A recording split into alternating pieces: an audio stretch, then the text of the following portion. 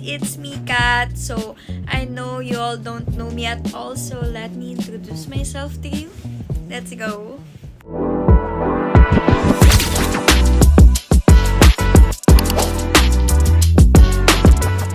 Hi, loves.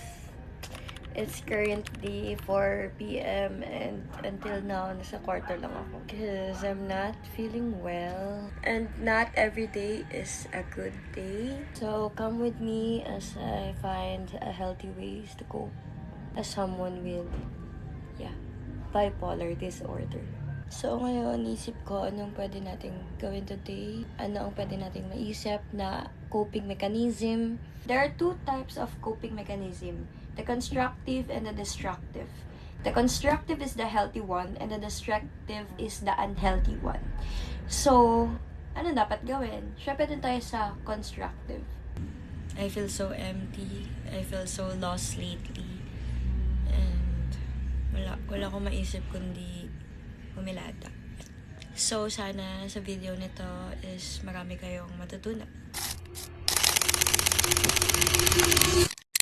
Hi! So, ngayon, try muna natin lumabas. Baka mag-SM na lang ako. Magsa-solo date muna tayo. So, ang gagawin natin today is baka magkape lang ako, then kakain. Yeah, kasi wala pa akong kain since yesterday. Tara? Tara. Mapapanood mo naman to, mami eh. So, yeah, magsa-solo date muna ako, mami, ha?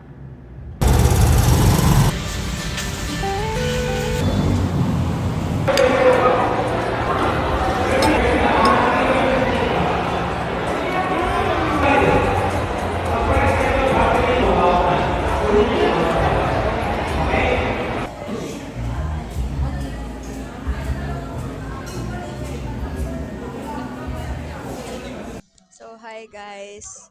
Lumipat tayo ng cafe kasi Sunday pa lang ngayon and maraming tao sa mall and also sa Starbucks. So, lumipat tayo ng cafe dito pero malapit lang naman dun sa SM na dapat na pupuntahan ko. Ano lang to, near Olfu lang. Sabi ko sa inyo, laking Olfu ako. Bah. Ang in-order ko pala is caramel macchiato. Okay, okay, okay. You broke my voice when I couldn't see. You broke my eyes when I couldn't see. You saw the best there was in me.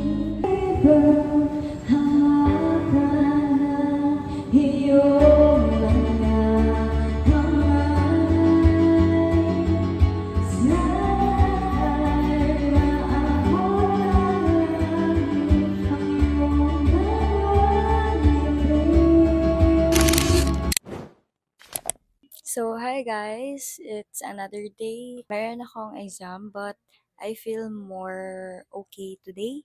Facts lang pala.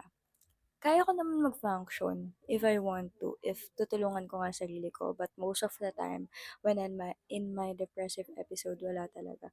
Lalo na pag walang pasok. Hindi mo ako makikitang lumabas talaga ng kwarto. Kaya, sobrang thankful din ako sa mga tao na nag-aaya sa akin lumabas.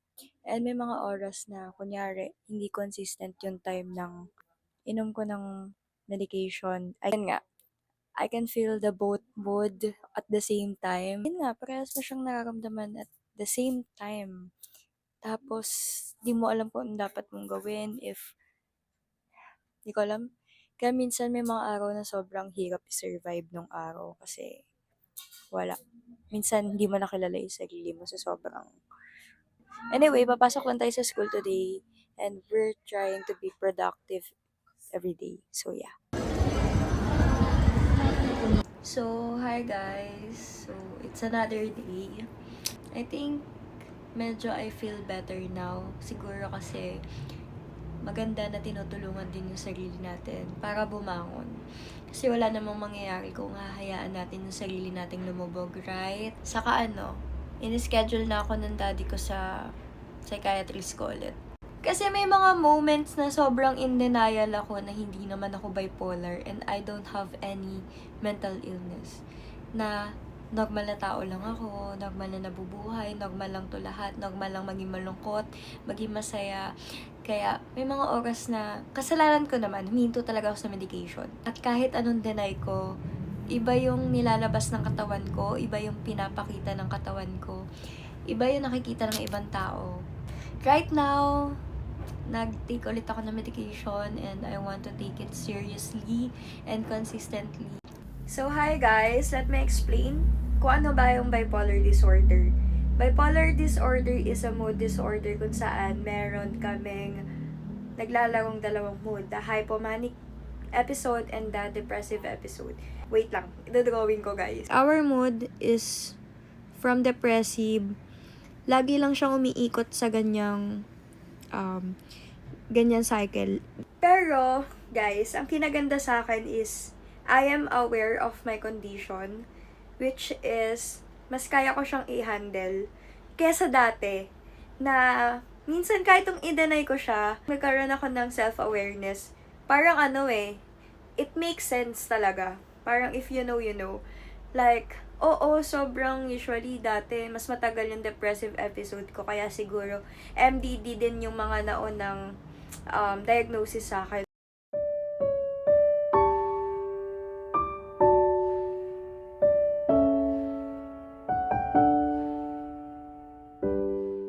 Pero, as time goes by, naintindihan ko na yung sarili ko.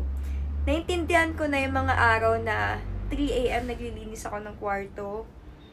2 a.m. nagpapalit ako ng color ng kwarto ko.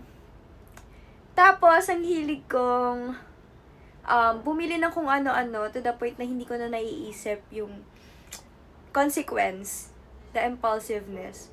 And then, syempre, minsan, sa super energetic ko, eto, tignan nyo guys. Look, guys. As you can see, guys, ganyan ako super energetic to the point na ginagawa ko yan ng madaling araw.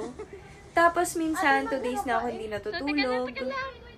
Or minsan, grabe, bigla na lang ako mag-start ng business. Like, on a random day, ganyan. Tapos, ano pa ba?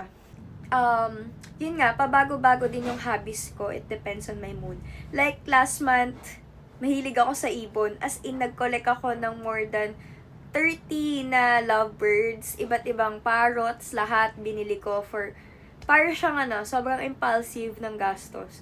Then, after a month, nahilig naman ako sa mga betta fish. So, yung room ko dati, sobrang puno siya ng more than 10 to 12 na betta fish.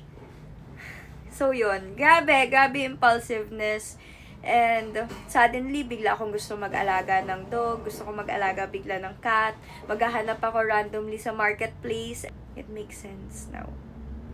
That's me, guys. Yeah, you can call me a crazy, but I am the happiest, sweetest, and sobrang lambing na depressed person you'll ever met. Minsan, proud din ako sa meron ako. Feeling ko superpower siya. Kasi yung energy na binibigay ko when I'm in hypo, yun din yung energy na nahahawa ko sa mga tao sa paligid ko. But with the help of the medicine, nagiging mild na lang yung transition ng mood. Pero, just like superpower, pag na-overuse mo yung superpower mo, 'di ba? Manghina ka din. Kaya may mga times na sobrang irritable ako. Sobrang biglang babagsak yung katawan ko. Kasi feeling ko, masyado akong nagamit yung energy na meron ako to the point na wala, di na talaga ako mapakali, di na talaga ako natutulog. Like, 2 hours is enough or 1 hour is enough. Grabe na agad yung energy ko. To the point na kahit saan mo ako ayain, kahit anong oras, parang mag-go ako kahit yung mga kasama ko pagod na. From a long ride, pag nagtatagaytay, Baguio, lahat na. Minsan, ang bilis ko na magsalita, parang ganito. And yeah, sa nakita nyo sa unang part ng video, ibang tao ako. And right now, if you know, you know. Am I really that much to handle? Breaking these niggas down like a camel. You don't really know you.